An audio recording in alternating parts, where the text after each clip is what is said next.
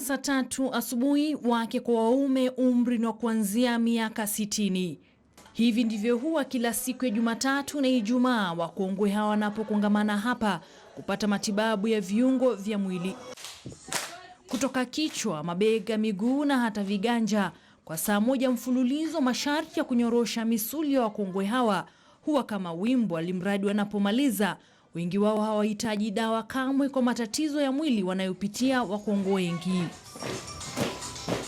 Hii ndiyo kazi anayoishabikia Daktari Muthoni Gichu, ambaye kwa zaidi ya miaka 5 sasa amepata umaarufu wa mababu na ajuza hawa. What we're looking for is to make sure that these people at the end of the day they are independent, because again the more dependent they are, the more tunasikia tumechoka kama watoto wao, tunasikia tumewachoka kuwasaidia, but the more independent they are on their own, they're able to do more things, they're able to enjoy life, and they have a better quality of life.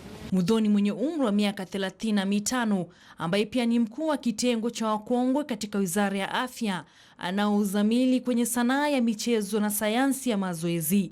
Muthoni ambaye amebuni njia maalum za kuwapa wakongwe hawa tiba hii ya mazoezi, analaumu sera zilizoko kwenye jamii ambazo mara nyingi haziwapi kipaumbele waliozeeka.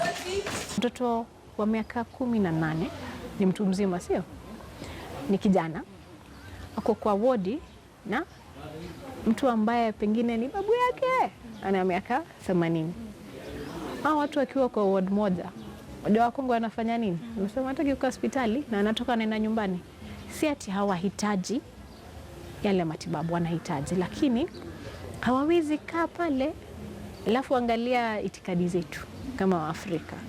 Kwenye kituo hiki cha Karika, wakongwe hawa ambao wengi wao wamestaafu hujihusisha na shughuli mbalimbali angalau kupunguza mawazo na hivyo kushusha kiwango cha maradhi yanayoandamana na uzee.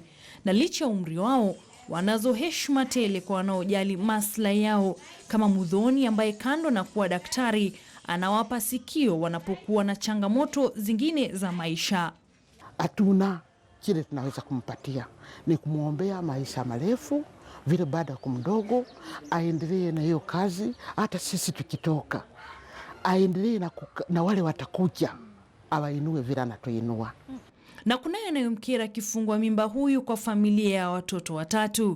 Utapata ametayarisha chakula chake vizuri, then utapata watoto wake ambao sasa ni wacha tuseme watu wazima, wanaokuja wanachukua chakula chake wanaenda nacho ndio kula, wanamwacha bila chakula. Unaona, mambo ambayo ni mambo kidogo kidogo rahisi, lakini yana uzito zaidi.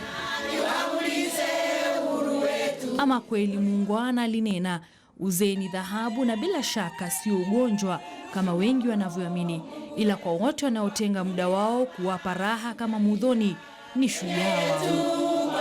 Ni bayana kwamba idadi kubwa ya wakongwe hapa nchini wanaendelea kudhalilishwa kwa njia mbalimbali, lakini kila wanapotoka kwenye kituo kama hiki baada ya kutangamana, basi kuna wapa motisha wa kuendelea kuiona siku nyingine tena. Sisi Wakesho Madhuva, KTN News, makala ya Mwanamke Ngangari.